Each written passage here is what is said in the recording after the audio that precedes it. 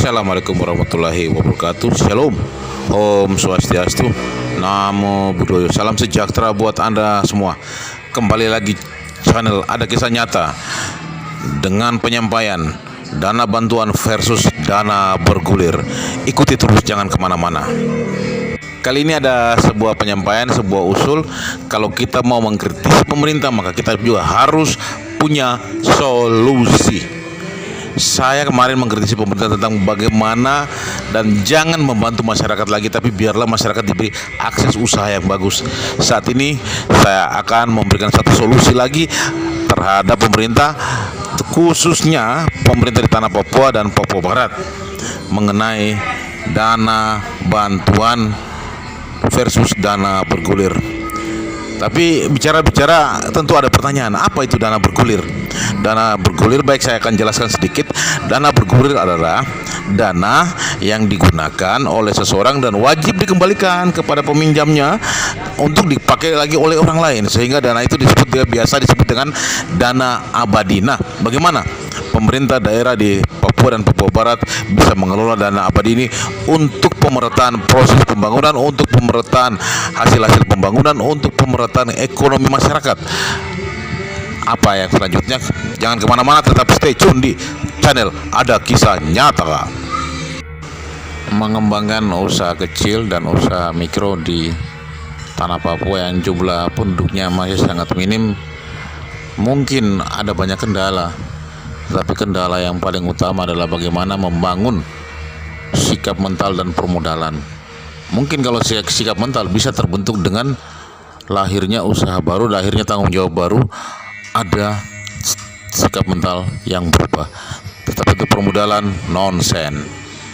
Dan apabila dana bergulir yang digulirkan tepat pada sasarannya, maka saya yakin dengan hitungan-hitungan matematis maka akan terjadi penambahan usaha kecil dan usaha mikro di setiap kabupaten di tanah Papua, dan itu bisa dijangkau langsung oleh orang asli Papua yang adalah objek daripada pembangunan dan daripada dana bergulir ini. Nah, bagaimana teknis ke depan untuk dana bergulir dan apa strategi yang harus digunakan oleh pemerintah sehingga terbentuk dana abadi untuk memajukan ekonomi masyarakat? Mari kita lihat.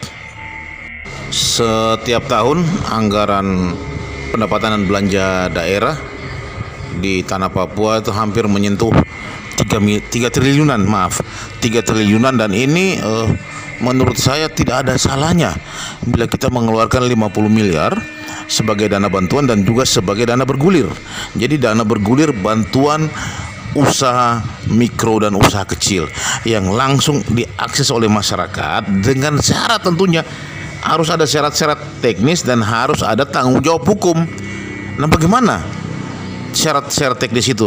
Ambil contoh, sudah menyelesaikan sekolah menengah atas ataupun sudah menyelesaikan sarjananya atau S1-nya, mempunyai niat baik untuk membangun usahanya, membuat proposal ide usaha yang akan dipresentasikan di depan staf ataupun kepala dinas penanaman modal daerah, yang tentunya akan mendapat rekomendasi kepala dinas penanaman modal daerah untuk mendapatkan dana bergulir. Yang kedua, usahanya bersifat kontinu dan terus menerus dan memenuhi kebutuhan banyak orang, artinya ikut mendukung program pemerintah. Salah satunya adalah menyiapkan apa yang diperlukan oleh masyarakat sepanjang masa.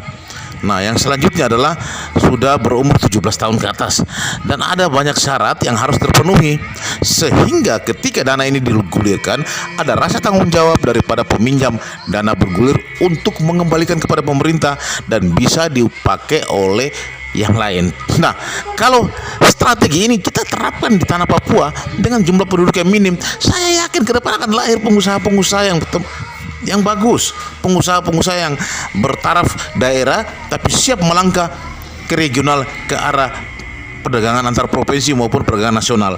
Nah, ini harus disiapkan sekarang. Kita tidak bisa nanti ataupun nanti. Makanya kepada pemerintah-pemerintah yang baru, tentunya saya berharap sekali bahwa akan melakukan program ini Sebab program ini sama sekali tidak merugikan pemerintah daerah, bahkan tiap tahun ada penambahan anggarannya, sehingga masyarakat dengan gampangnya memperoleh akses dana bergulir. Timbul pertanyaan, apabila orang tersebut tidak bisa ada mengembalikan dana tersebut, maka langsung di-cut dan di blacklist, orang tersebut cuma bisa mendapat bantuan dana sosial. Saya kira demikian. Apa yang susah memajukan orang yang jumlahnya sangat sedikit ini? Kesempatan ada di tangan Anda. Saat ini daerah-daerah semua lagi down karena corona, mereka tidak melakukan program-program apapun. Ayo kita lakukan itu. Tunggu apa lagi? Tunggu sampai kiamat? Terlambat. Program dana bergulir ini tentunya bisa dikenakan bunga, tetapi dengan bunga yang sangat minim, karena juga untuk operasional daripada lembaga atau badan yang memberikan atau menyalurkan dana tersebut. Saya pikir bahwa ini harus segera kita lakukan. Kalau memang tidak bisa, ya itu kesalahan yang fatal, sebab daerah harus berinvestasi kepada rakyatnya. Hitungannya 20 tahun ke depannya rakyatnya sudah siap mandiri. Jangan lagi ada bupati atau gubernur yang berpikir cuma untuk kepentingan kelompoknya, terutama kelompok pendukung yang saya kemarin bilang adalah kelompok oligarki. Jangan lagi. Ayo mari bapak-bapak penguasa dan penyelenggara negara, lakukan apa yang kita usulkan. Kalau memang tidak bisa, mari kita diskusi sama-sama, kita cari jalan keluarnya. Apa yang menjadi penyebab Anda tidak bisa menciptakan UKM baru di tanah Papua ini? Yang anehnya itu loh, saudara-saudara yang dari seberang datang ke sini membuka dan menyelenggarakan usaha kecil dan mikro, dan mereka bisa jalan. Tapi Anda adalah pemilik tanah malah tidak bisa jalan. Ini sesuatu, dan terkadang kedengaran bahwa permodalan sebenarnya tidak. Ada unsur teknis juga yang harus Anda lakukan, yaitu bagaimana Anda merubah common of sense, merubah rasa mereka, merubah pola berpikir mereka dari masyarakat tani tradisional kepada masyarakat modern. Ini yang Anda harus lakukan. Bagaimana caranya? Lakukan hal-hal demikian. Action lapangannya penting, Pak. Kalau demikian, proses ini harus berjalan, yaitu Anda melakukan perubahan pola pikir di tingkat yang paling rendah, di tingkat yang paling kecil, sehingga program dana bantuan versus dana bergulir, maka saya akan memilih dana bergulir. Saya tidak butuh dibantu, masyarakat juga tidak butuh dibantu, tapi permudah kami untuk memperoleh akses membangun usaha-usaha kami, ya kan? Saya pikir sampai di situ. Anda jangan terlalu banyak berretorika, sebab retorika Anda sudah terbaca oleh masyarakat dan masyarakat sudah tahu. Oke, sampai kita coba nanti kita akan review kembali ya. Kita review kembali.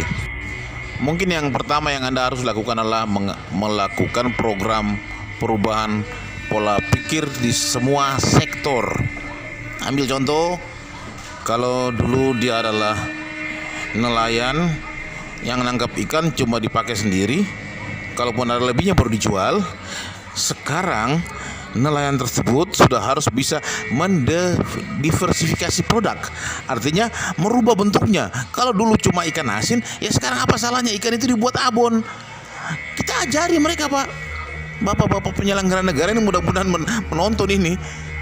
Kita ajari bagaimana membuat abon, bagaimana pengemasannya, bagaimana